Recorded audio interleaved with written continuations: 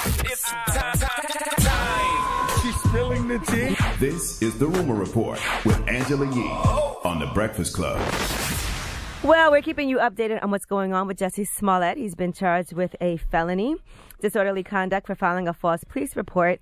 Now, the more information that we have is that the brothers, Ola and Abel Osundairo, they said that they actually did this because Jussie asked them to, and he paid them $3,500. The check was actually a backdated check for like January 23rd, and it said it was for training sessions. So that's what was in the memo for that. They do have text messages between Jussie and the brothers where he was just detailing things like on January 25th, the first text message says, "Might need your help on the low. You're around to meet up and talk face to face." Then they met again on January 27th where they drove around Chicago to scout locations. Mm-hmm. And cops are saying that Jussie told them to leave their cell phones and pointed out the surveillance camera near his residence that he believed would record the incident. Now, the police superintendent in Chicago, Eddie Johnson, had a press conference, and he had this to say about the whole Jussie Smollett situation and why Jussie would do such a thing. Smollett attempted to gain attention by sending a false letter that relied on racial, homophobic, and political language. When that didn't work, Smollett paid $3,500 to stage this attack and drag Chicago's reputation through the mud in the process. And why? This stunt was orchestrated by Smollett because he was dissatisfied with his salary. Whew.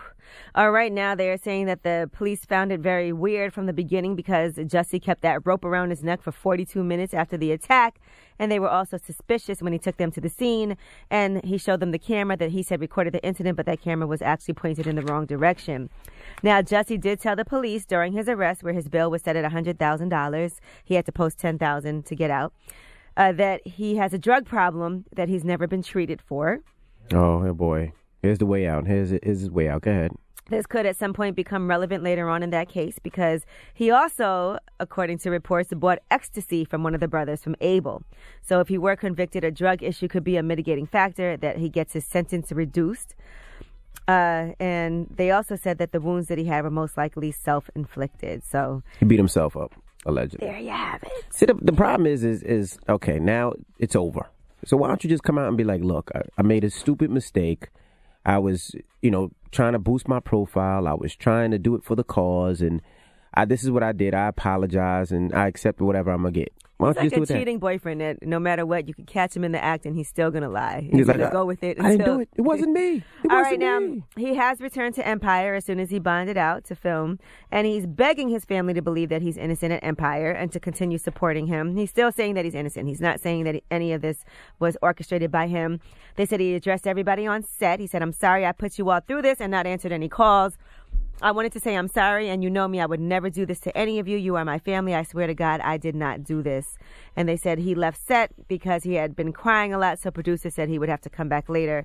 And they said he did end up shooting whatever scene he had to shoot. But some of his coworkers want him fired. They feel like he betrayed their trust, and they're furious, and they feel if Fox does not fire him, that he should quit because he doesn't deserve a spot on the show. What do you believe if you were working side by side with him? I mean, there has to be some type of moral clause, but, I mean, he lied. It's like, does that affect his job? Well, he's saying that he didn't lie, so. Well, yeah, he's not found guilty yet. You can't fire him. And then even if he is found guilty for lying, what does that have to do with the show? He's still an actor. He's still working.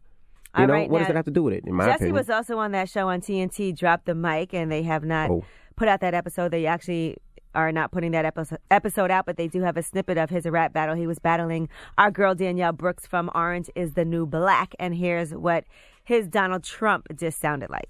Orange is the new black, made Danielle a star, but tonight's the first time she gon' face some real bars. I wanted Uzo or Samira, they gave me this chump. You the worst orange person since Donald Trump. But no one sells streaming services like you do. I saw you were on Netflix, so I bought Hulu. I can't believe they would compare my rhymes to this trash. Yo, that's like comparing Obama to, say, Stacey Dash.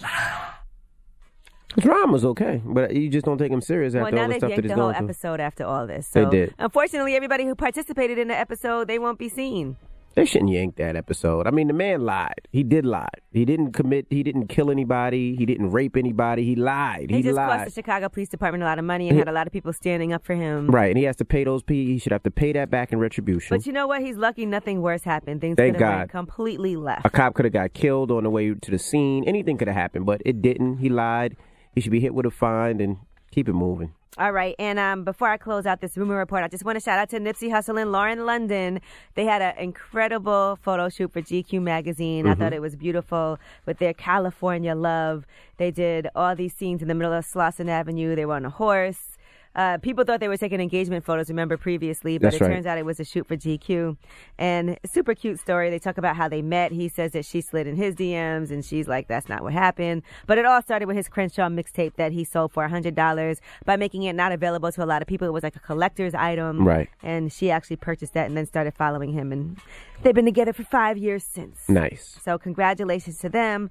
Beautiful photo shoot. Absolutely. All right, I'm Angela Yee, and that is your rumor report.